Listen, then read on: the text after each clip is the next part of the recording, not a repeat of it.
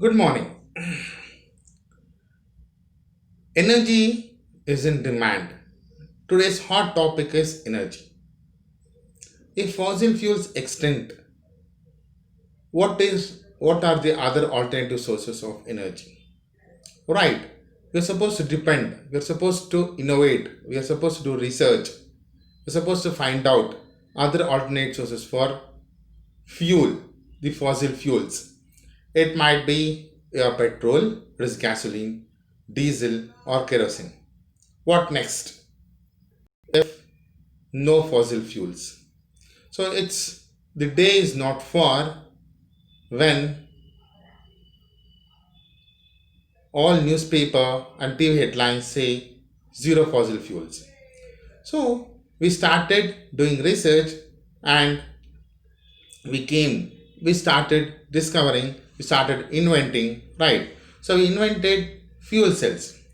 So batteries, we know what are batteries, right? So what are fuel cells? So it's also an alternate for batteries, a supplement for batteries. It's also an alternate source of energy. So today we'll discuss what are fuel cells, what are advantages and limitations of fuel cells, and how these fuel cells are different from batteries. Are fuel cells and batteries same? What are the differences between fuel cells and batteries? We'll discuss that in our today's discussion. Fuel cells. Fuel cells are galvanic cells which supply electrical energy on continuous supply of the fuels.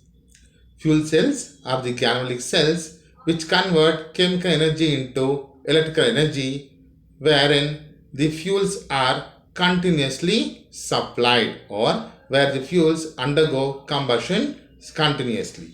So the fuel cells, if this is the fuel cell, so this fuel cell will have a inlet here, it will have a outlet here.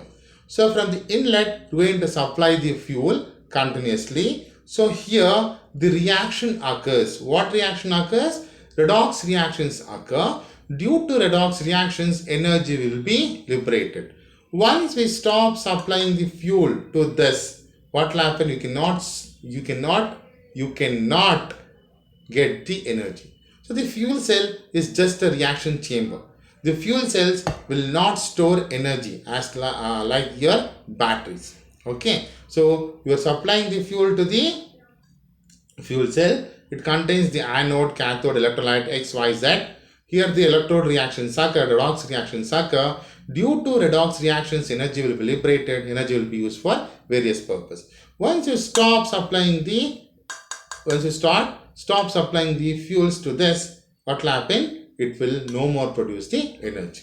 So it is not a energy storage device. It will only convert chemical energy into electrical energy on continuous supply of fuel from external source. So let us see what are the reactions occur in the fuel cell. So at anode, what will happen? The fuel undergoes oxidation, liberating the electrons. At cathode, what happens? Water oxidant is formed. So the oxidant undergoes reduction and forming the product. So in general, in any fuel cell, redox reactions occur. So donating and accepting electrons will occur. So due to this concept, energy will be liberated. So this will understand better when we take an example of when we deal with the construction and working of any of the fuel cells. Now let us see how this fuel cell, you might ask, we have batteries, why fuel cells? How fuel cell is different from battery? Let us see how this fuel cell is different from battery. So batteries, you know that. So batteries are energy storage devices. So in your battery, what will happen? You have a lead acid battery, it will store energy for years together. So when you connect it to some external circuit bulb, well, as soon as you remove it, what will happen? It will not. The chemical energy will be as it is. The lithium battery, when you are using, it will be there. When you switch off, the energy will be as it is. So batteries will store chemical energy in it. Whereas fuel cell, it will only convert the chemical energy into electrical energy. It will act as energy conversion devices. Batteries are energy storage devices. Fuel cells are energy conversion devices. So in batteries, both reactant and products will form integral part of the battery, right? So if you have take a battery, you will have anode, cathode, you have electrolyte, everything it will be present in the battery itself. They are integral part of the battery. Whereas fuel cell, that is not the case. So if this is the fuel cell, it will have only anode and cathode. So the active species to anode and active species to cathode will move from the external source. You are going to input to it, right? It will not store any active species in this.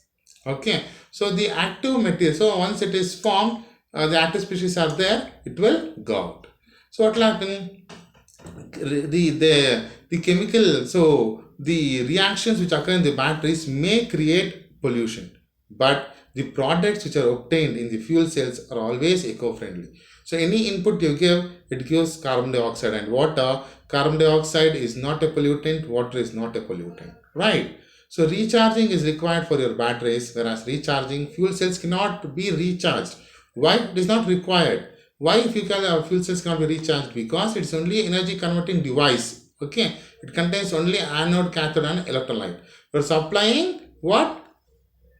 Fuel from outside. So as we don't store food. Plants are it will store food. So plants are batteries, whereas human beings are fuel cells. We consume food, it will get digested, will get energy, and waste will go out. So the waste is also eco-friendly, isn't it? Whereas plant will synthesize their own food, will store the food, right? But human beings will not store the food. That is, batteries are like plants, fuel cells are like human beings. They are, that's only converting. We eat and digest and we shit, right? So electrodes. The electrodes which are used in the batteries are relatively cheaper, whereas electrodes used in the fuel cells are costly. So these are the minimum or basic differences between batteries and fuel cells.